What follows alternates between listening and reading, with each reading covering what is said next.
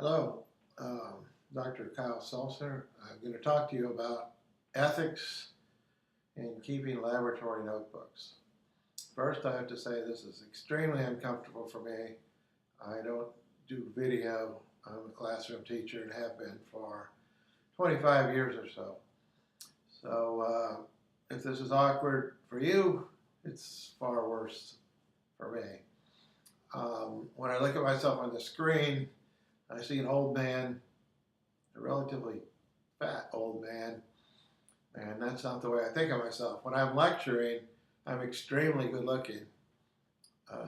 I'm also very funny to myself.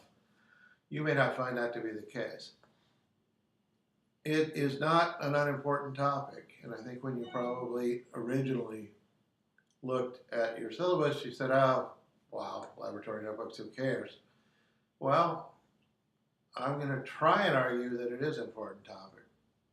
I have been a biologist for a long time, but somewhere along the line I managed to have 3 patents for drug discovery, and all 3 patents were picked up by a Japanese drug company, and the university, Duquesne University, garnished about $500,000 in royalties from those patents.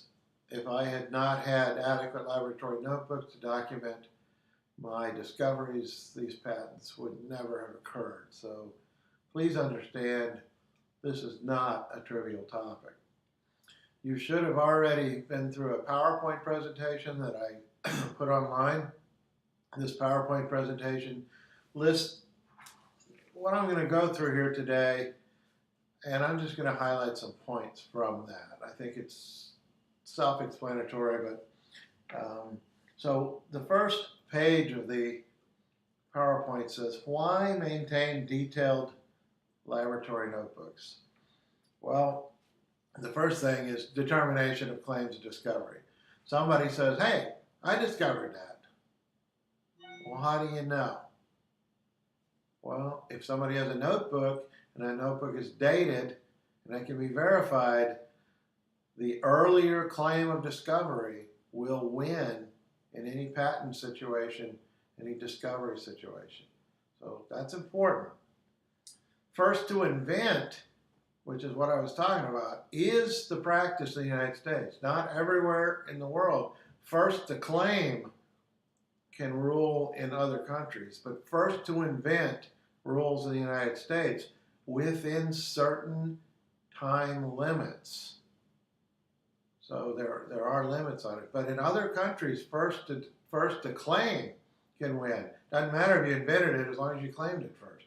The United States still holds to the first to invent practice. Verification or reproduction of lab procedures and lab continuity. As a scientist who has had many, many graduate students and many, many more undergraduates, I can tell you, this is big for me. I don't remember everything that we did. I don't remember how to run every procedure that my lab has developed. I would like to go back to the notebook and say, how did so-and-so run it 5 years ago? I need that notebook. I need the exact procedure, and I need it to be the procedure so I can replicate it. Very, very important. Verification or reproduction is important, but support for publications is also important. By the time I get to publish a paper, it might have been 4 years since the original experiment was run for figure 1 or figure 2. I don't remember how we ran the procedure back then. I need to put in the publication what we ran back then. So I need to go back to their lab notebook, not how we're running it now, not what the reagents we're using now, not what the companies we're using now. I need to publish what we ran when I ran figure 1. That's important. Support also includes defense against claims of scientific misconduct. It doesn't happen often, but the more high profile your research is, the more somebody's going to say, hey, I don't think this really happens. We tried it in our lab and we can't get it to work. We don't think they did this. You have to go back and say, we sure did, and here's the notebook to prove it. Most claims of misconduct that have been upheld because of, pardon my French, crappy notebooks. Bad notebooks open you up for scientific misconduct. A good notebook can cover that. Adherence to good laboratory practice. If you're going to work in industry, they sign off on a set of rules called good laboratory practice. That includes the notebook. In fact, the notebook is fundamental to good laboratory practice. And then compliance with sponsored research audit requirements. The agencies that fund you can always ask for some proof that you've done the work that you say you have. You better have records for it. So that covers the first page of why maintain detailed laboratory notebooks. The next page has to do with retention of the notebook material. How long should you maintain a laboratory notebook? I've been to Kane since 1992. I have every notebook from every student since I got here in 1992. I also have all of my notebooks, at least copies of them, from the time I was a professor at two other institutions, and I have copies of notebooks from the time I was a postdoc because I was allowed to copy them based on permission from my mentor, and the time I was a graduate student. So every notebook I've ever created, I still have. Every notebook created in my lab, I still have. From a legal standpoint, if you're funded by a national agency, 6 years is typical.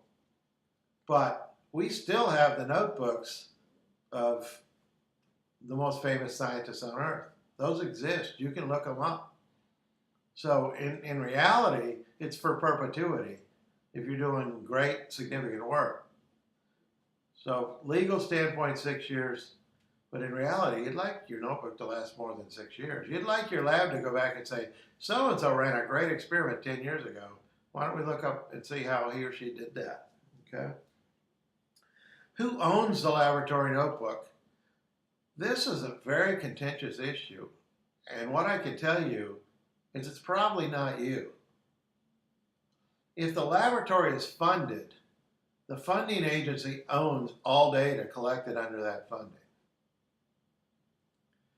Normally, the funding agency grants a license to the institution, the university, to hold that data for them as a representative. So first, the funding agency, second, the university, third, the researcher acting on behalf of the university holds the data. The postdoc, graduate student, undergraduate student, research assistant has no control whatsoever over those data. They do not own the notebook. They may not take the notebook. They may not copy the notebook without permission from the mentor in the laboratory, the PI. So you may be working in a lab. You may be doing great stuff. It's not yours. If someone else is paying for it, it's not yours. Okay? Very important point. Always ask permission to copy your notebook. Never take the notebook outside of the laboratory. Ever. Ever. You get in an accident, notebook gets lost, data gets lost. That's not good for anybody. Where should it be kept? In the lab. Always in the lab. But not sitting out on the desk. Okay? It's important that it not be sitting out because guess what? I can tell you from being at Duquesne University, labs leak. They drip. If you have it out on your desk, that notebook could be destroyed. Always in a cabinet, always put away when you're done for the day. Never take it home. And if you want to take it to some other part of the building or the library or something, ask for permission. Short periods of time. carefully controlled. Okay? Most people don't understand this. My students often believe they can take their lab notebook home. That's just wrong because it doesn't belong to them. It shouldn't go home because the dog ate my homework doesn't work with laboratory notebooks. Okay? All right, nuts and bolts. Big, stuff that you can look up anywhere, but it's important. I believe, post another video showing you actual notebooks and whatnot, but I want to talk about this right now. What should it be? I'm going to read right off my own pages. Stitched binding. Stitched. This means there's actual threads going through it. Not glued. Not ring. Not loose. Okay? That means it'll last 100 years. Glue dries out, goes bad. Can't use it. Stuff falls out. Loose, people take pages out of it. Can't go there. Larger than a standard page, which means bigger than 8.5 by 11. Why? Because everything you're going to print is going to be 8.5 by 11. Wouldn't you like to be able to paste it into the notebook? So you print stats off the computer, it's going to come out on an 8.5 by 11 sheet. Wouldn't you like your page to be a little larger than that? You want it to be. Good paper, high quality paper, long life paper, acid-free paper. The kind of stuff that lasts 100 years, not 5 years. You know that regular paper yellows over 5 years. Okay? When you print, if you buy a print to bring home and mount at your house, you don't buy a print that's printed on crappy paper. You print it on acid-free paper, high quality paper, so it'll last till 30, 40 years, and now you can give the print to your kids. That's what your notebook should be. Non-fibrous. I don't know what that means. Pre-numbered pages. You want page numbers on everything. You don't want to be writing them in all the time. You want them already in there. It lays flat when open. I don't think you realize how important this is. Who can write in a notebook? Have you ever had a textbook and you open it up and it's got these 2 giant humps in it? Come on. Who can write on that? It should lay flat when it's open. Cloth, I mean, these nice bound things that have been sewn together, just lay completely flat when you open up. The left side's flat, the right side's flat. That's what you want. You want it to have a pre-built table of contents because guess what? You're not going to do it. You can pretend you're going to leave a table of contents. You'll leave 3 or 4 pages. Hey, guess what? The notebooks I use have 24 or more pages of table of contents because they understand that table of contents takes more room than you think it does.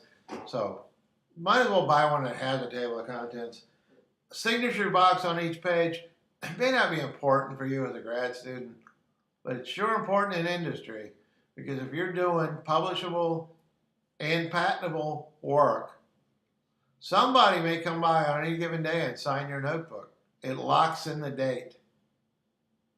May not happen every day, but there needs to be a box for someone to sign off on your notebook. So where do you get these notebooks? That's very specific requirements. I put down, and I got this off the internet, a place called Book Factory. I've never ordered from them, but apparently it's a good place. I get all my notebooks for my lab from Scientific Notebook Company. I have for 22 years. I like them. They charge $12 a book if I buy a case, which is 12 books. And they'll put my name on it. On the side of the thing, it says Seltzer Laboratory. And on the front, it says Seltzer. I like that. Come on. I can hand a student, an undergrad, a lab notebook that says Seltzer Lab on it. They're going, whoa, this guy's important. So I like that free embossing. Amazon.com has a whole bunch of links for scientific notebooks. Just pick a good one, okay? What are you going to write in the notebook with? Well, guess what? Not pencil. Never pencil. It doesn't work. It fades over time. It can be erased. It is not a legitimate tool. So it has to be a pen. But a lot of pens are really use crappy ink, in all honesty. The cheap pens use cheap ink. You got to buy a good pen. So I listed in here ones that were not vetted by me but by many other people who have done research on this and said, what are the ones that are resistant to spills? What are the ones that last the longest and all this? So the ones they listed are Pentel Hybrid Gel Roller, Sakura Jelly Roll, Sanford Uniball Gel RT, Sanford Uniball Vision.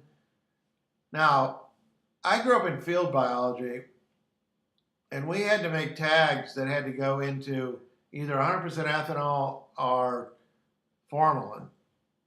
And we only used, ever, rapidograph pens with India ink. Now the world's changed, and India ink is being replaced by all kinds of other inks. But I'll tell you what, I never had a tag fade. And you can go to 300-year-old specimens in a museum, and the ones that were done with India ink never faded. So if you want to be old school, get like a Kohinoor would be an American brand of rapidograph pens with real India ink. Hey, it's never going to fade, but it's tedious, you know. So these gel pens are the next best thing, okay? All right. What goes on the outside of your notebook? You don't understand. If you look in my laboratory, I have a large cabinet that has every notebook from every student since I got here in '92. That is over 40 undergraduates, 22 master students, 2 PhD students, each one having multiple, especially PhD students, multiple notebooks. We're talking hundreds of notebooks just for my lab. So I have a cabinet just for that. How do I organize them? Well, for the longest time, we had a piece of lab tape stuck on the outside that said, this is so-and-so from this year. Guess what? That lasts about 5 years, and then a piece of tape falls off, and you don't know whose notebook it is. So I would recommend using these pens that write in, what are they called here? Paint pens. These pens that they're writing gold or silver. And on the binding, put your name and the inclusive years. On the front, your name and the inclusive years. So that somebody knows, this is a 1991, 1992 lab notebook. You can put dates, you know, October to whatever if you want, but it needs a date. If you were working in the lab for a long time, you might even put the experiment numbers, but dates at least, at the very least, the front of the notebook and the side of the notebook written in a permanent ink. Okay? This is something that people just don't get. There are no blank pages in a good laboratory notebook. Why? Because you could go back after the fact and create data that looks like it was made a long time ago. If we're going to do things for patent purposes, there has to be continuity in the notebook. If there's a blank spot, it needs to be X'd out. So nobody can go back and insert an experiment into an old notebook. So there are no blank pages in a good laboratory notebook. If you have a blank page, X it out. Scratch it out. So that nobody can, if you make a mistake in a notebook, scratch it out. Rewrite on this side.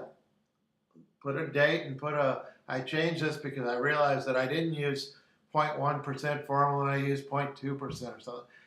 X out any mistakes and rewrite them. X out any blank spaces, but don't make blank spaces. Don't say, well, I'm going to come back and fill that experiment later, so I'm going to leave 3 pages. No. Can't do it that way. It's wrong. Okay? A good write-up. Well, first, what goes on the inside? Table of contents. I already talked about that. It is the most important thing. I know that someone named Sankalpa ran an experiment before on something I'm interested in, and I need that data. Sankalpa has 6 notebooks.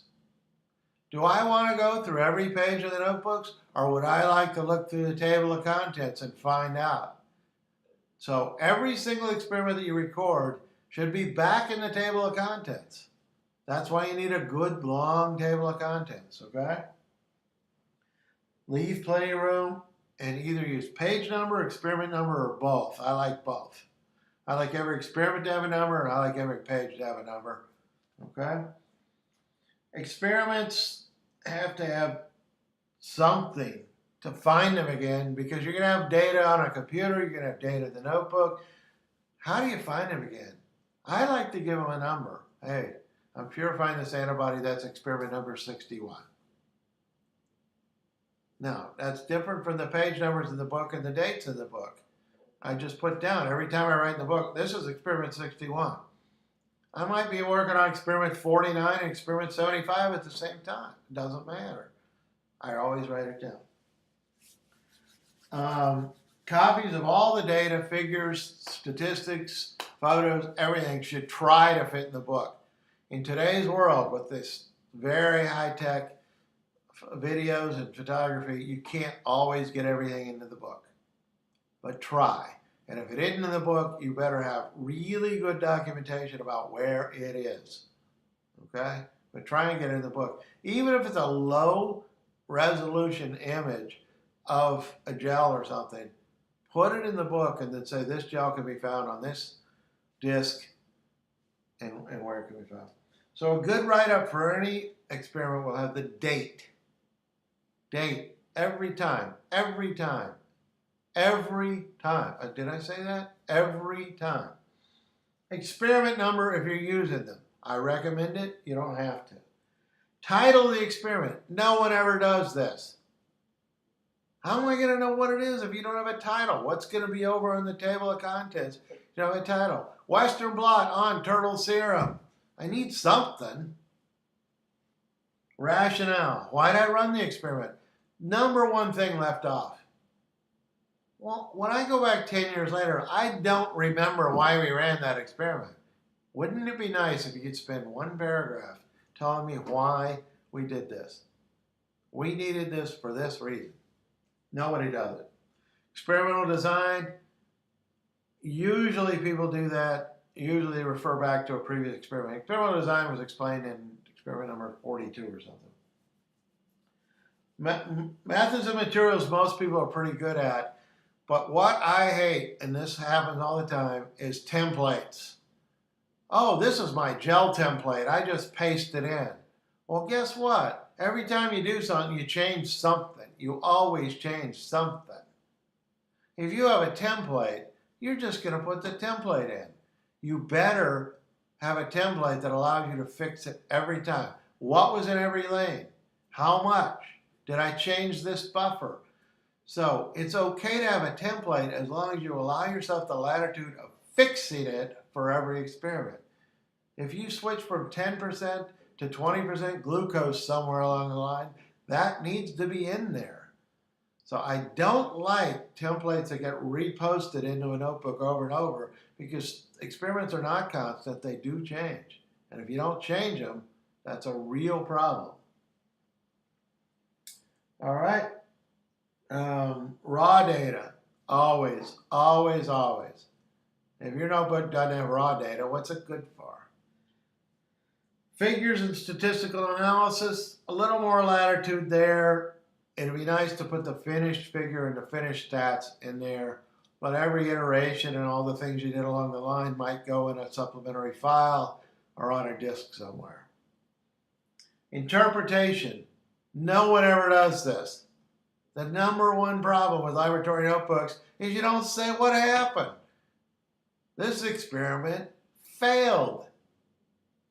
Why did it fail? That goes right to the rationale of the next experiment, but that might be 2 weeks later. You might do other things in between.